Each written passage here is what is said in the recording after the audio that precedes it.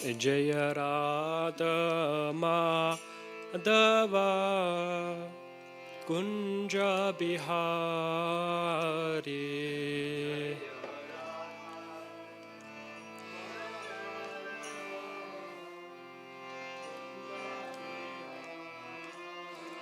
Jaya Radha Madhava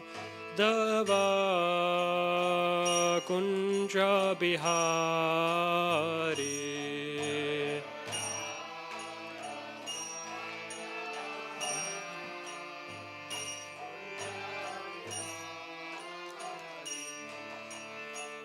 Gopi Chanavallabha Girivaradari.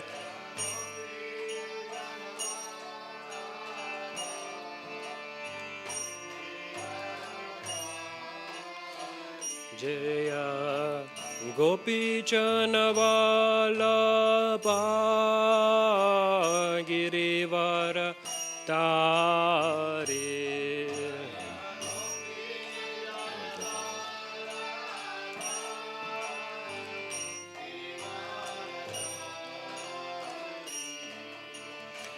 Yashodanandana Braja Janaranjana.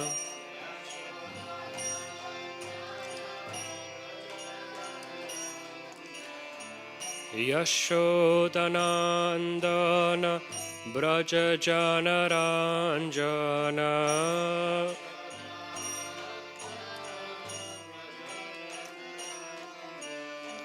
Yamunatira Vanachari.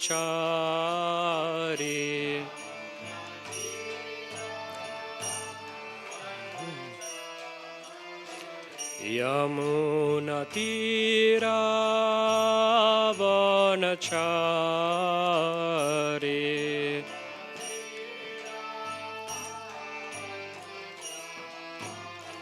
Jaya Radha Madhava Kunja Bihari.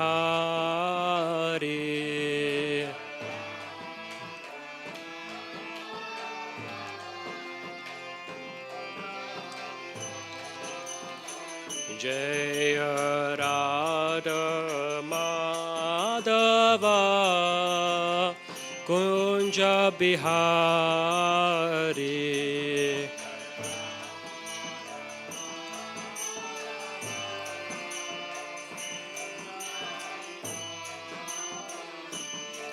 Hare Krishna, Hare Krishna, Krishna Krishna, Hare Hare, Hare Rama, Hare Rama, Rama Rama, Hare Hare.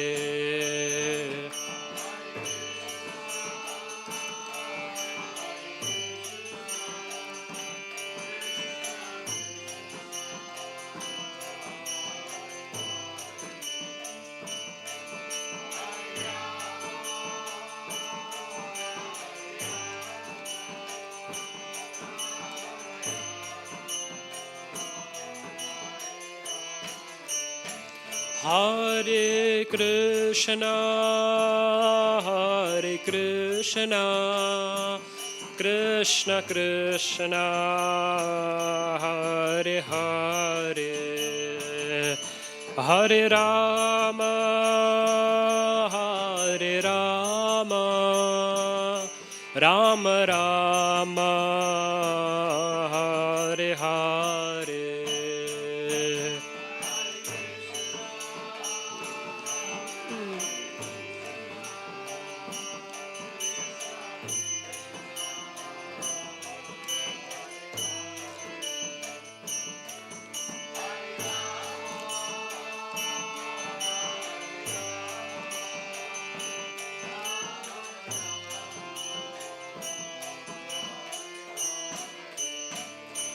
Jaya Radha Madhava Radha Madhava Radha Madhava Shri Radhe.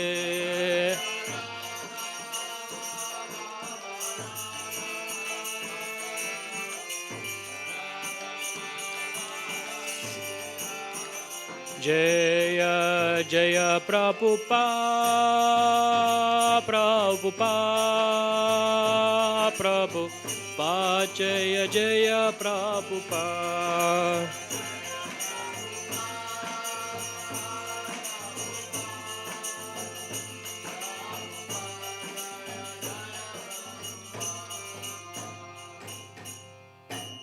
Guru Premanande Hari.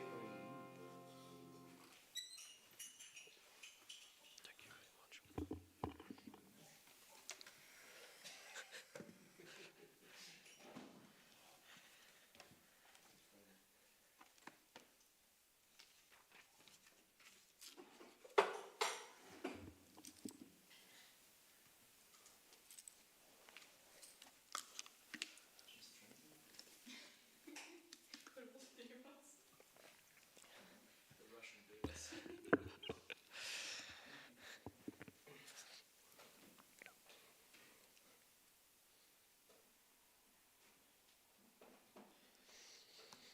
Om Namo Bhagavate Vasudevaya.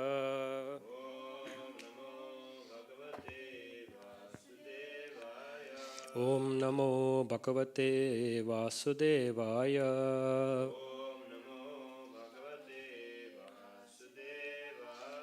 Om Namo Bhagavate Vasudevaya.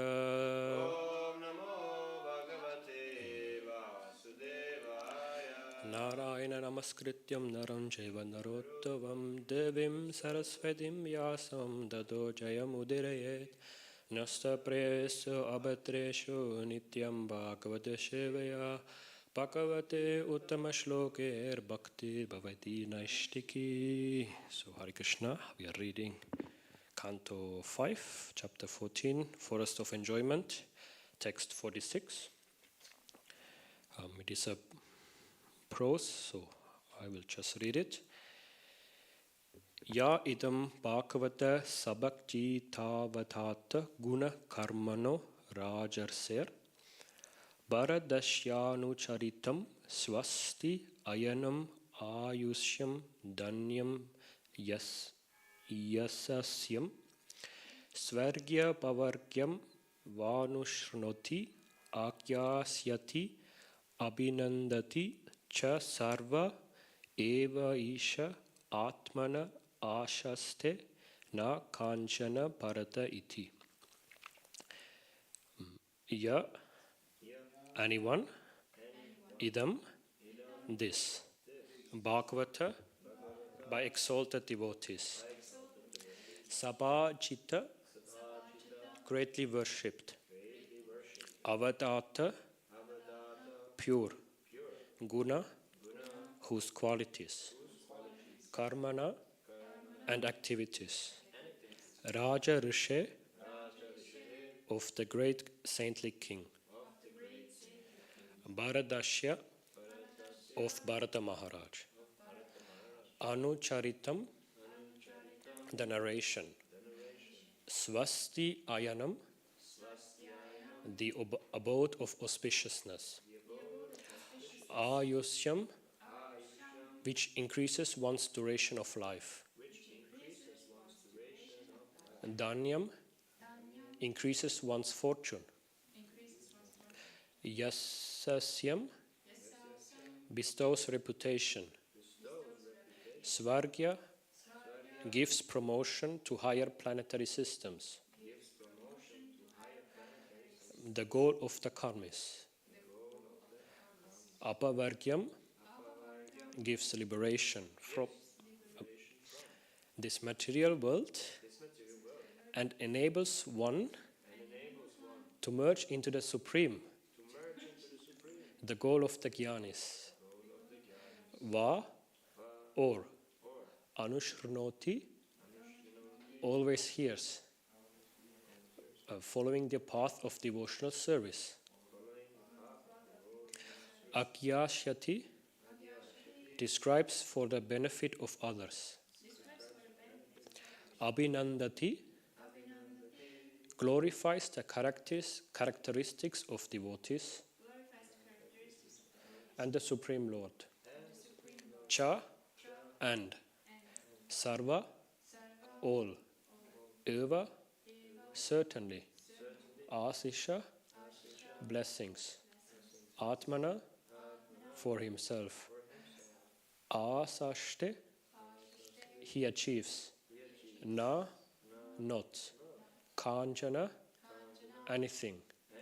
Parata from anyone else. Iti thus. Translation purport given by His Divine Grace Srila Prabhupada ki Jai. Devotees interested in hearing and chanting Shravanam Kirtanam regularly discuss the pure characteristics of Bharata Maharaj and praise his activities. If one submissively hears and chants about the all-auspicious Maharaj Bharata, one's lifespan and material opulences certainly increase.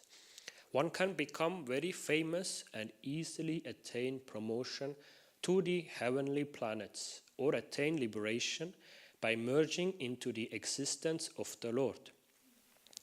Whatever one desires can be attained simply by hearing, chanting and glorifying the activities of Maharaja Bharata. In this way, one can fulfill all his material and spiritual desires. One does not have to ask anyone else for these things, for simply by studying the life of Bharata Maharaj, one can attain all desirable things. Purport. The forest of material existence is summarized in this 14th chapter. The word Bhavatavi refers to the path of material existence.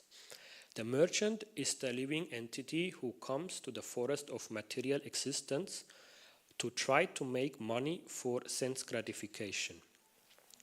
The 6 plunderers are the senses, eyes, ears, nose, tongue, touch, and mind.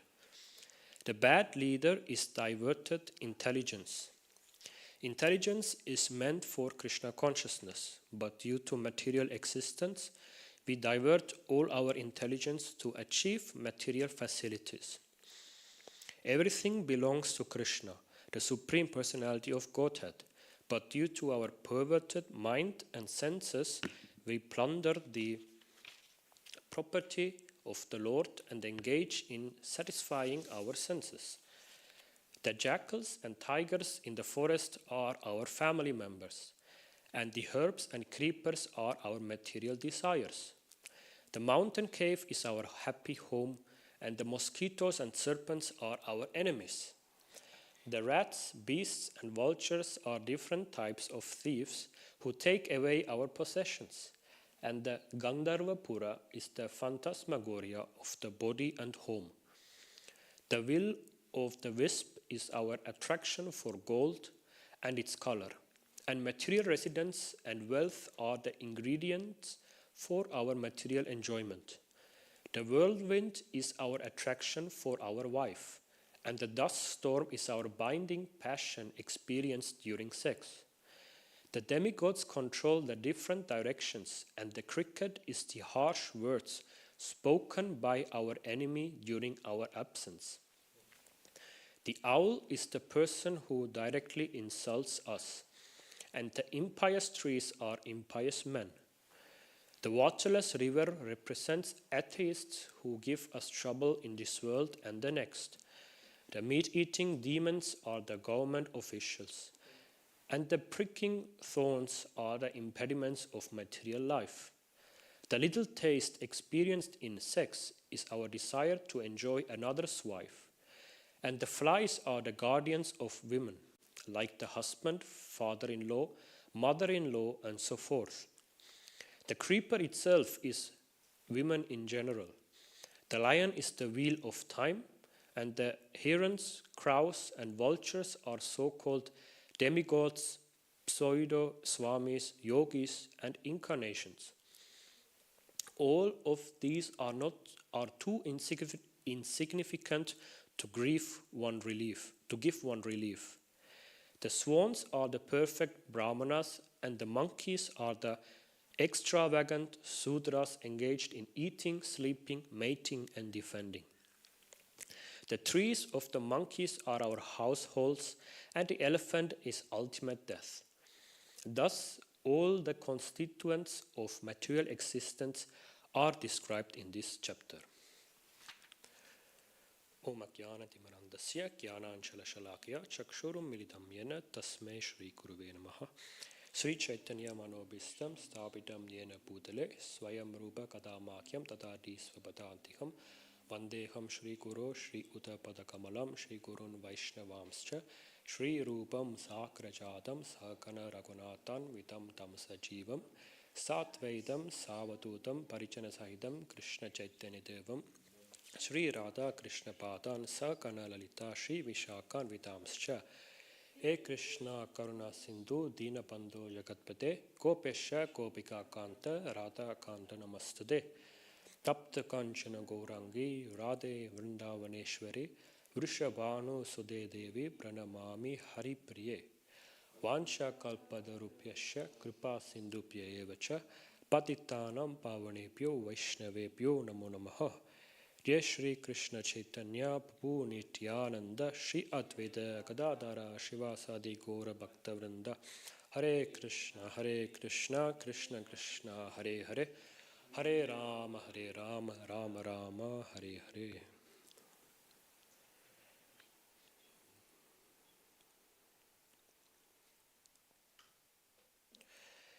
Devotees interested in hearing and chanting Shravanam Kirtanam regularly discuss the pure characteristics of Bharata Maharaj and praise his activities.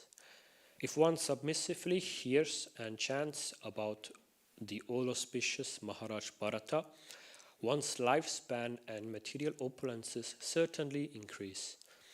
One can become very famous and easily attain promotion to the heavenly planets, or attain liberation from merging into the existence of the Lord. Whatever one desires can be attained simply by hearing, chanting, and glorifying the activities of Maharaj Bharata. In this way, one can fulfill all his material and spiritual desires. One does not have to ask anyone else for these things. For simply studying the life of Bharata Maharaj, one can attain all desirable things.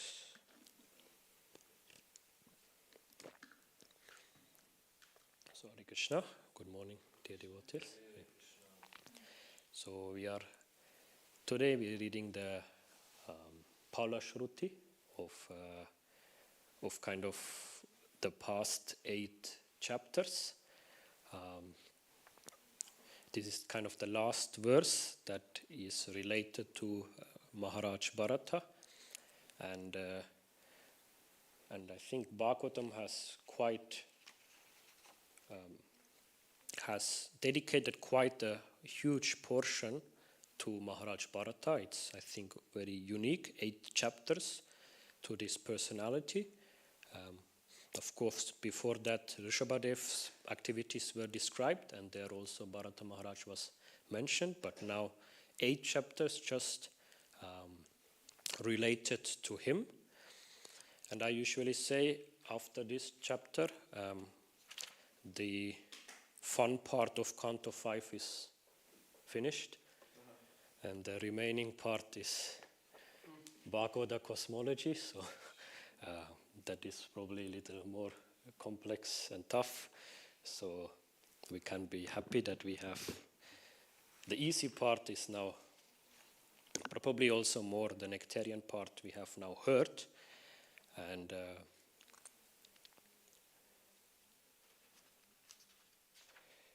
And here, so in the verse itself, it's a Pala Shruti, so it's explaining the benefits of hearing the activities of Bharata Maharaj. And in the purport, Prabhupada gives a summary of Bharata Maharaj's final teaching, the explanation with the material forests.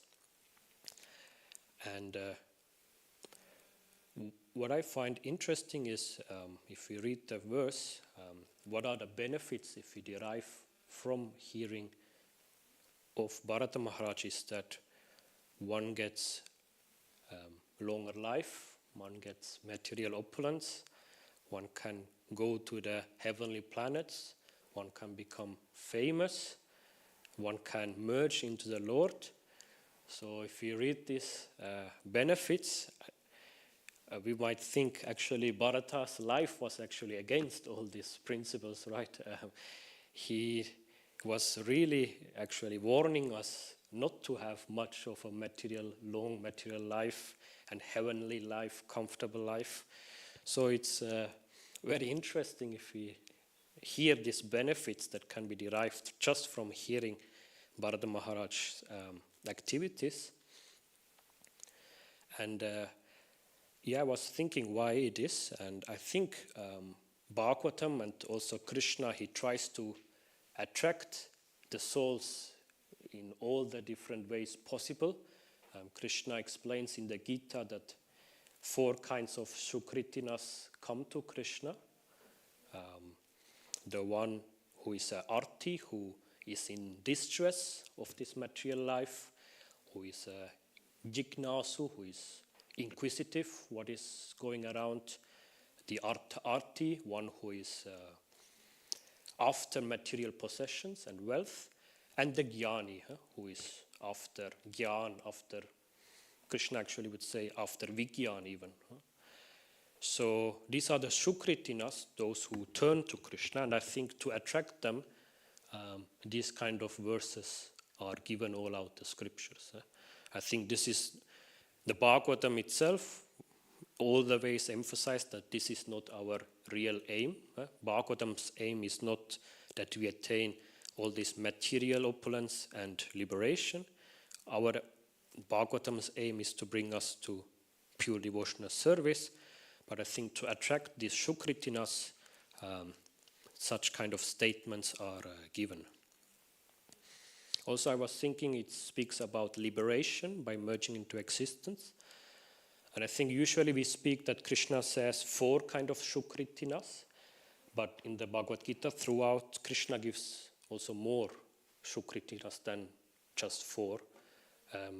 In Canto 7 itself, at the end, he speaks of devotees or people interested in yoga, in devotional service, who just want to get out of birth and death. These are also described as personalities who come towards Krishna. And I think, definitely we want to also get out of material birth and death, so we are definitely also belonging to that category. So these are the benefits derived of this. And I was thinking that in our movement, Bharata Maharaj's story has a special, also is told a lot. I think after Dhruva Maharaj's story, after Prahlad Maharaj's story, I think Bharata Maharaj's activities are mentioned or we discuss it a lot. And I think especially because few things, interesting things happen in his life.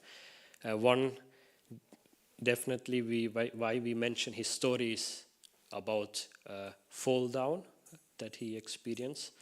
The bloop, we would call anything that is blooping, or bloop, that is very interesting to our devotees.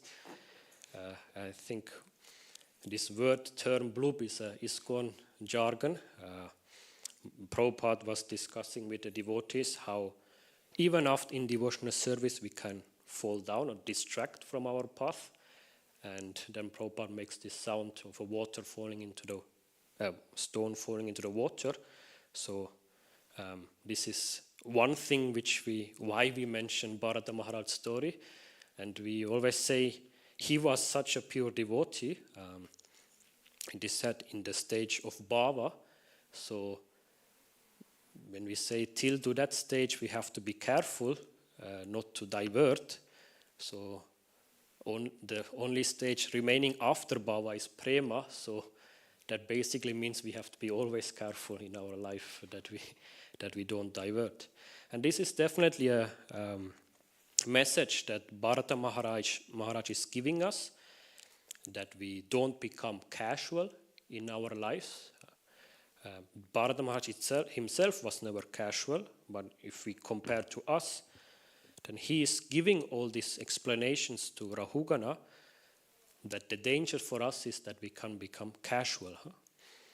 And so he's emphasizing that for Krishna, to attain pure devotional service, to serve the Lord, intensity and seriousness is very much required. So that's one part why we like to speak of his activities and also hear from his example of this forest of material life. But I think the other, maybe more for me exciting thing is also Bharata Maharaj's life shows us that activities done for Krishna, they never go in vain. This is devotional service, any endeavor we do for Krishna, that goes never in vain. And I think Bharata Maharaj is exemplary personalities for the Bhagavad Gita verse, Neha Vikrama Nasosti, Pratyavayo na Vidyati, Svalpamapi asya dharmasya, Trayate Mahado Bhayat. That if we engage in devotional service, then there is no nasa, that anything that we accumulate, any benefits that we accumulate via devotional service, that is never lost. There is no nasa, that's not destroyed. And pratyavar, that itself will never be reduced in our life. That will always remain. The benefits which you have accumulated will never be reduced over our life. And in this way, if we hear this, Krishna says, you can live fearlessly. You can live without fear. So usually we have fear. One fear is whether we will make it in the end of our life. But I think this message is really exciting for us, that anything which we do for Krishna, that will never go in vain. And I think this is also the message that Bharata Maharaj is giving us. He's speaking, of course, of the material forests, like we explains this life is the material forest. We go in there, we want to make some business and for our sense gratification. And of course, he is not denying this. He himself was a perfect king, a perfect husband, even a perfect son to Rishabhadev, a perfect father. The next chapter will be of his descendants described. So he did everything actually what a normal person would do, but he is saying these benefits you derive from this material forest, is all temporary. The real treasure or the real wealth you will get is only from what you derive from devotional service. Because this he literally experienced himself. Whatever devotional merit he got as Maharaj Bharata, he could take it to his next life as a deer and even further as Jada Bharata.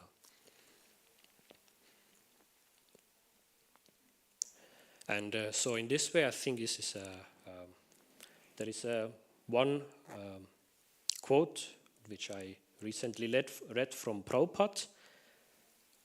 It's a letter to a devotee, and it's I think a really a fun statement by Prabhupada. He says, please note it carefully that you cannot leave Krishna consciousness.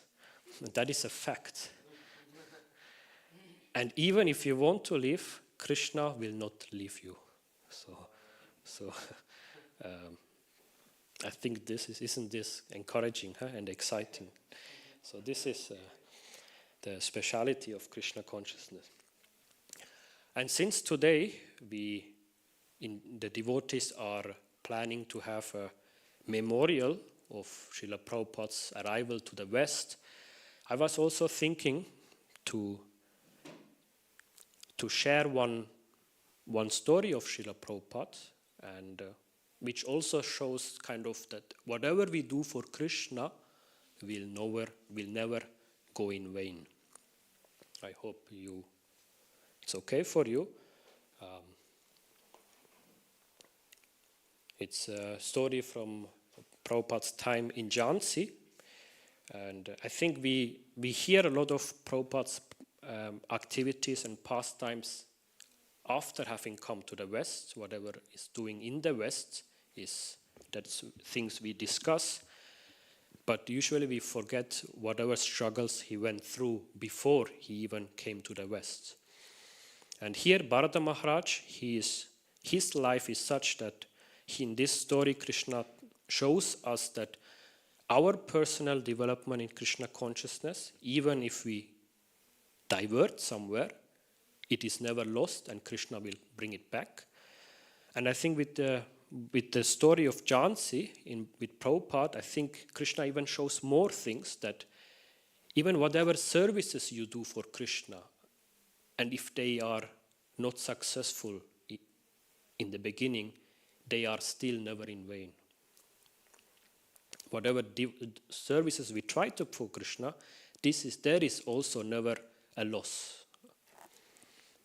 And I think this story of Jhansi, what happens in Jhansi is really, for me, I think, wow, if we know what happens there, then we can also appreciate more Prabhupada's endeavor later coming to the West, because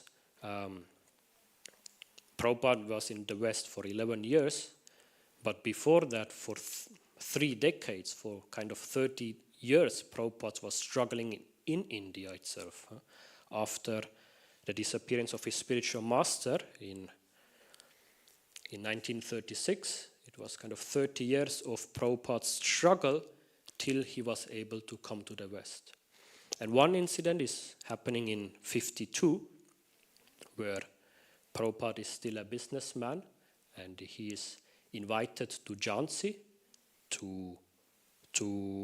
He's going there for business, and then the people there, they invite him to give some talks on the Bhagavad Gita. And there Prabhupada meets kind of interested people there for his preaching. He's meeting, I think his name was Prabhakar, a very young person who I think works there at the university or so, and Prabhupada meets him, and he is very interested that Prabhupada speaking of Gita, and he gets many opportunities to speak at different temples and occasions. So Prabhupada is thinking, okay, this place, Jhansi, looks as a place where there can be a potential to bring the movement of Lord Chaitanya alive. And it's even described, he's thinking at this year he's 56, and he's meeting all these nice people, and he's thinking, if I don't manage to do something now, when in the future will I get anyways a chance to establish something? He's 56 years old he is. So then he gets to know of a certain place, Bharati Bhavan. It's, I think, a place a little outside. It has nice buildings and nice fields, and it's not used anymore. No one uses it, and Prabhupada sees all these different rooms, and he thinks this can be a good place to start a new movement for Lord Chaitanya. And he sympathizes with the landlord there, and the landlord is ready to give him or let him use those rooms and that place. And Prabhupada, actually at that time, he drafts an association, League of Devotees. The League of Devotees itself is inspired from League of Nations, that after World War I, was established to bring harmony and peace. But of course, there was no harmony and peace, so Prabhupada thinks League of Devotees, this can bring the real peace. So he drafts it, is giving purposes of this association, people sign it, and he's ready, able to establish. And he's doing a real big ceremony there. People come, and slowly this place becomes to start to live.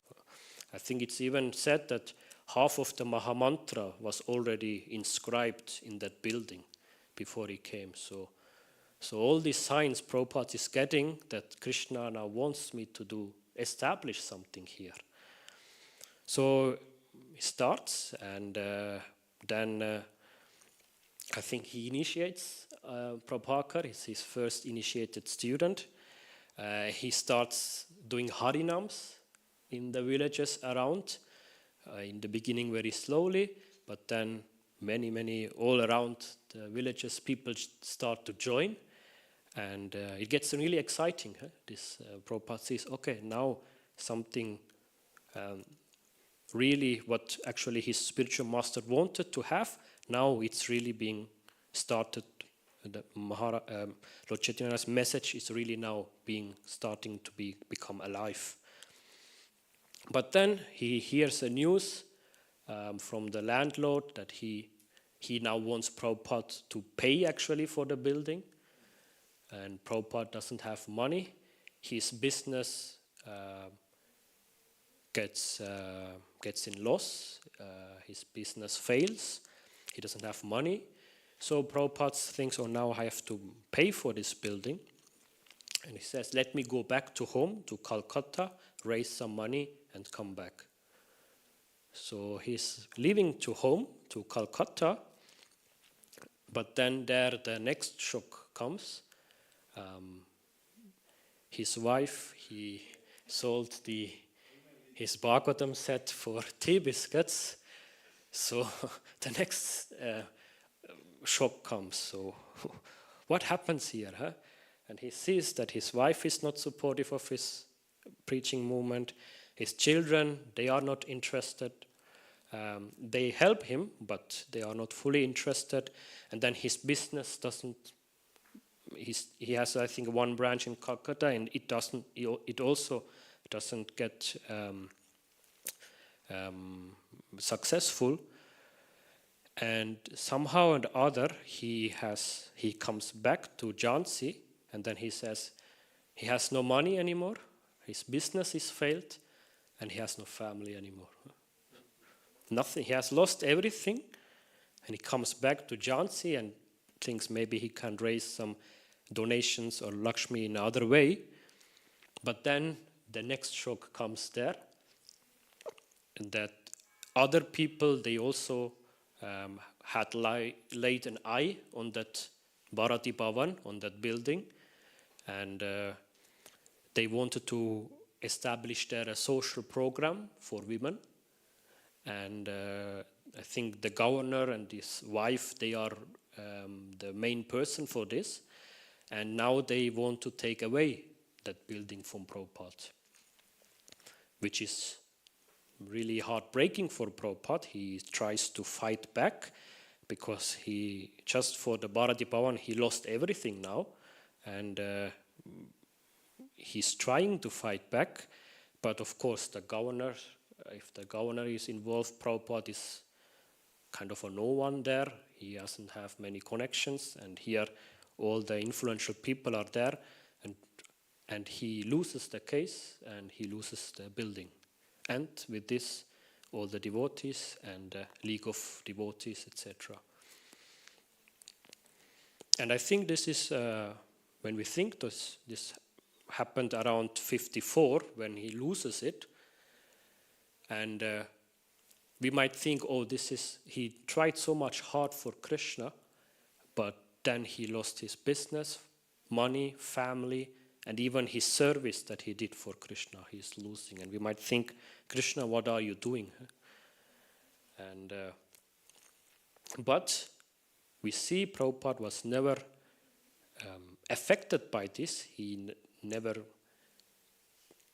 His motivation never got lost. He knows his purpose, his aim. He continues, and we see that 11 years later, Krishna gives him the chance to come to the West and establish the International Society for Krishna Consciousness.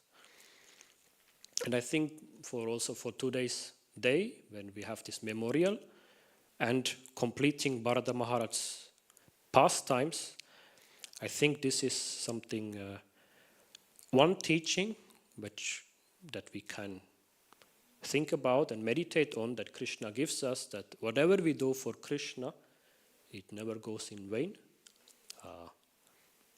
It might not seem as successful in the beginning, but if we do for Krishna with the right intent behind, Krishna will, one way or other, make it successful.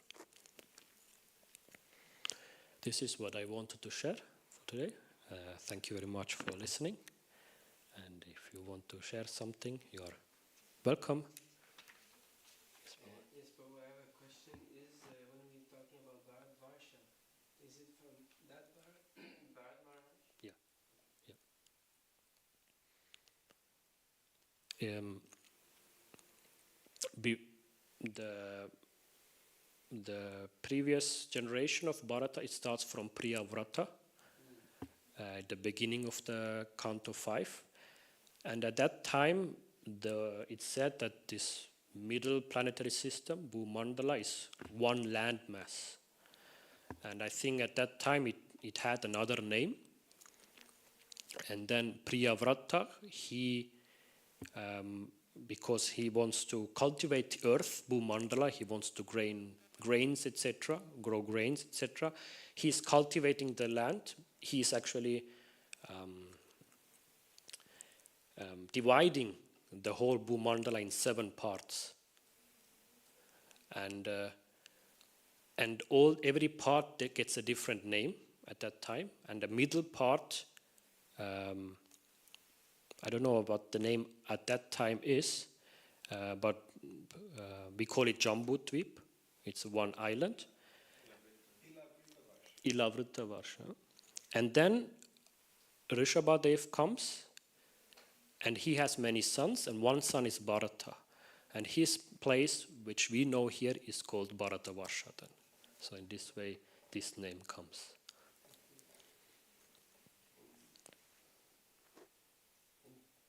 Rishabhadev is the son of Priyavrata. Is there a connection? Descendant, yeah.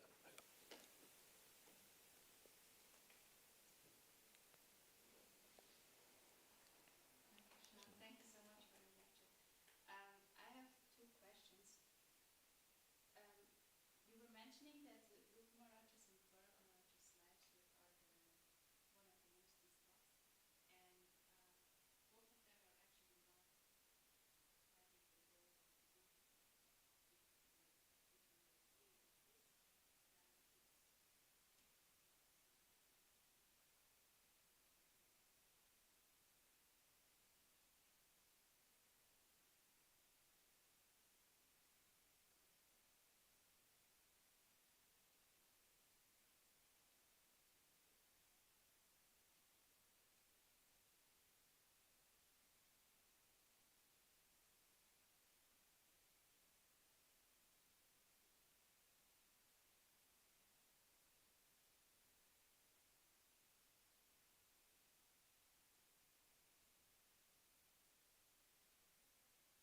So why it is still important? Or yeah, why it is still one of the most important things, although it's not our goal in that sense. yeah, I don't know if it's one of the most important, but we discuss it a lot. I mean, also Dhruva Maharaj story or pastime is not, in the beginning it's not pure devotional service, right? It's he's doing devotional service because he wants material wealth, right? So I think all these stories are important because they are relatable, I think, for us.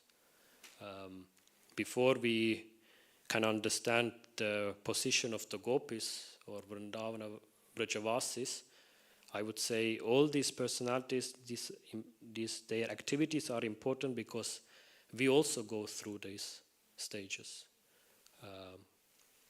Therefore, I would say it's one important pastime.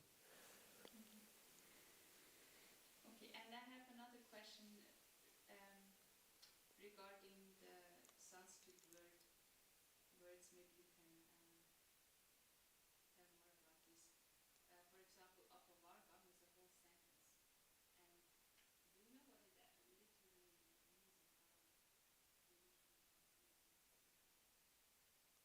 apavarka is usually meant for liberation. I know this word from another place. Narayana parasarva na kutaschane bipyati svarga apavarga narakeshu apayutulyartha darshini or something like this. Svarga apavarga narakeshu. So one thing explained is svarga, I think also here, higher planetary system. And apavarga means even beyond that, we can say. So Brahma Jyoti. In this way, how you call it? Sayuja Mukti. So I think I would equate that word to that. But that is what I would say. Would someone agree? Apavarga comes from the Sanskrit. There's one line. Sanskrit, you have lines from the alphabet. And pa, pa, ba, pa, ma. There are different words describing the material world. Parishram, order, dena means owning from the mouth.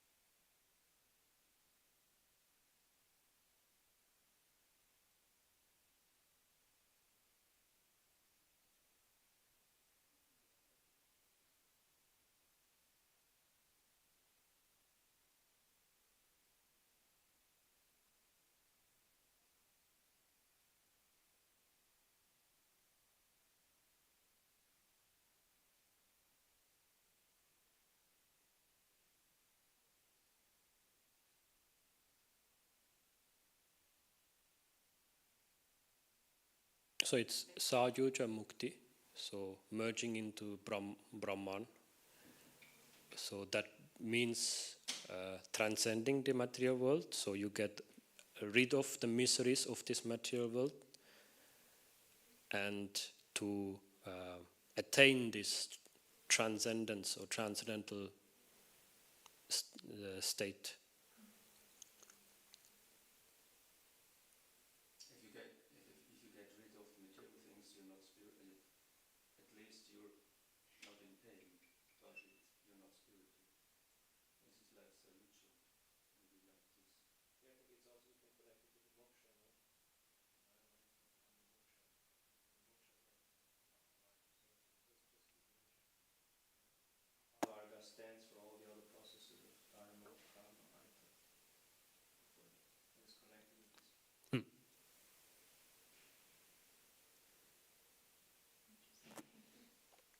I think it's a beautiful word. I think apavarga, it sounds beautiful.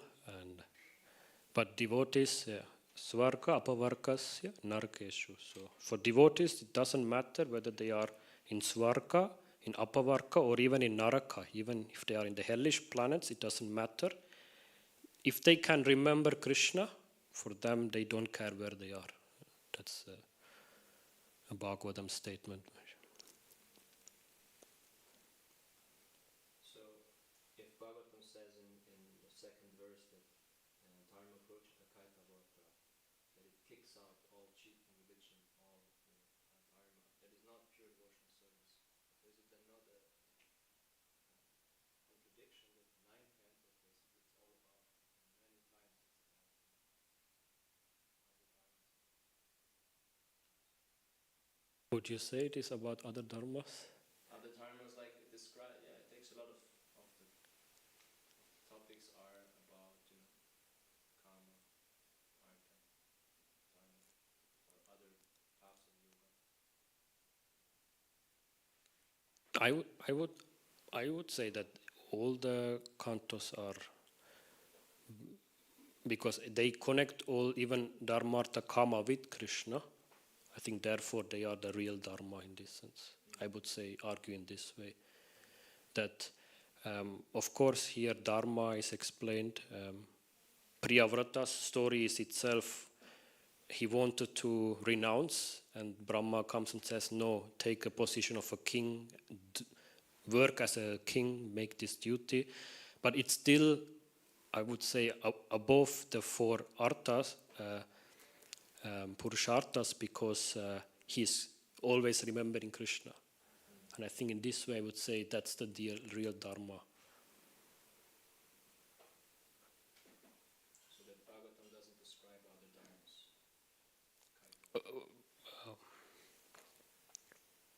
I mean you have to do your karma and your dharma, otherwise you're a hypocrite.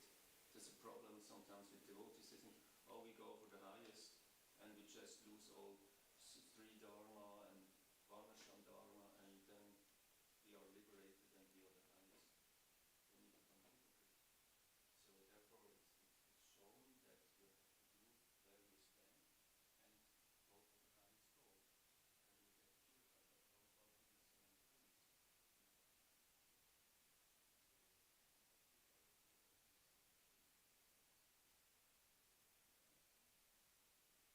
didn't say anything. And Just losing your ground. and all the dharmas that are explained in all these cantos, they are always related with Krishna, right? I sometimes even think, even the genealogical tables, if it describes this king has this son and daughter and so on, they are all somehow related to Krishna. Somehow all this, the family tree comes at the end to Krishna, Krishna's appearance, or Rishabhadev's appearance, or Rama's appearance. I think everything that Bhagavatam describes, even it seems like normal karma, kanta activities or so, it's always related to Krishna. Therefore, it's the real dharma.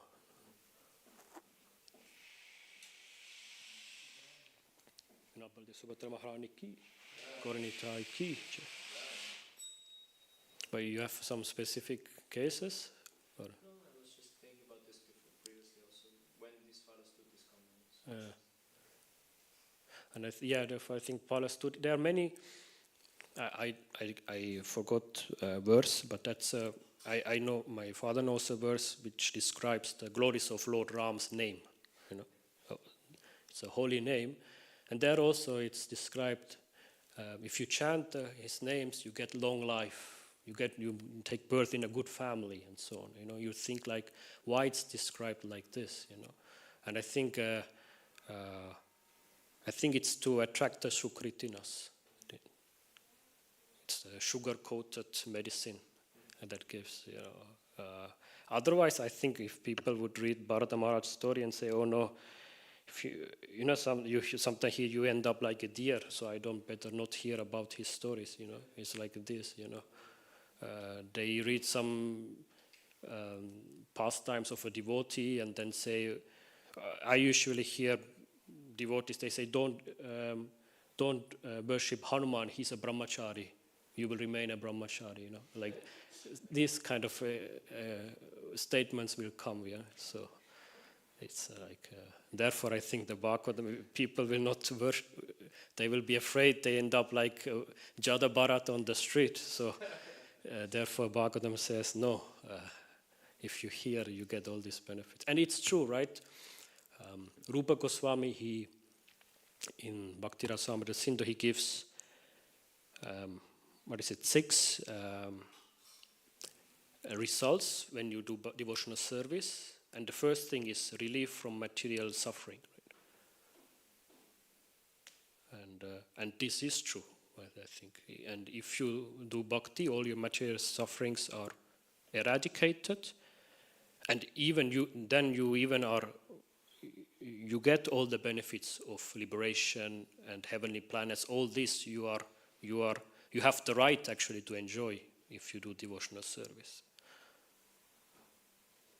But for devotees, it's not their main goal. I guess, for devotees, they understand what is the purpose, and so they just desire what is desirable for the devotees. Because it says, what everyone desires can be obtained simply by hearing, chanting, and glorifying Victor. So they will hear the other things, but they will hear. But the others who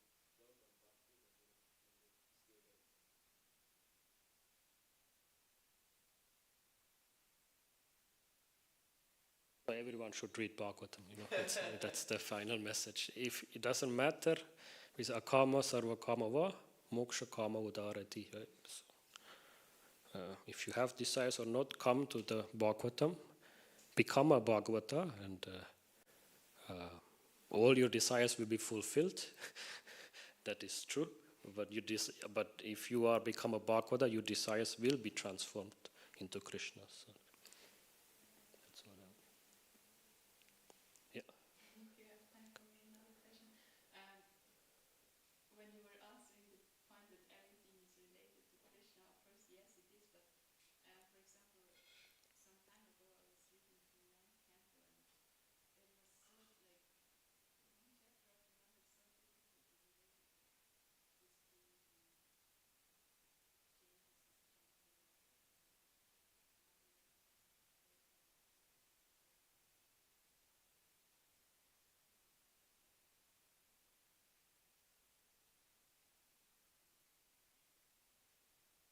Yeah, when reading Canto 9, it's also, you think, what is it described? But one thing interesting, the Surya Vamsa is described, and it comes to Ramachandra. Like, everything this culminates in Ramachandra. And then Chandra Vamsa is described, culminates in Krishna's appearance, and then 10th canto starts. So I think in this way, it's always connected with Krishna. And each story of activities of these kings, they have a deeper meaning. And I think to understand the deeper meaning needs transcendental eyes. Like, what is his name? Sudyumna, Uma, and the king who changes his gender every month, right? We will read this and think, why is Bhagavatam telling this story? And but what is the message behind? We find it so weird that one person changes his gender every month, but we, over all this life, all different births that we have took, how many genders did we have? And that doesn't seem like absurd for us, but this story of this king changing every month seems like absurd. Right? But we are changing. This life I'm a man, next life I'm a woman. So isn't that already absurd then? And I think that's the message that Bhagavatam has its language, right? I think in the West we would probably give different examples. Bhagavatam likes to speak of ocean, it likes to speak of forest, like this, forest, etc. Probably that's the language of the Bhagavatam also. And I think we have to learn to love Bhagavatam and to understand its language and the message behind. So I think every story that's described in 9th canto, it has a message, a meaning for us.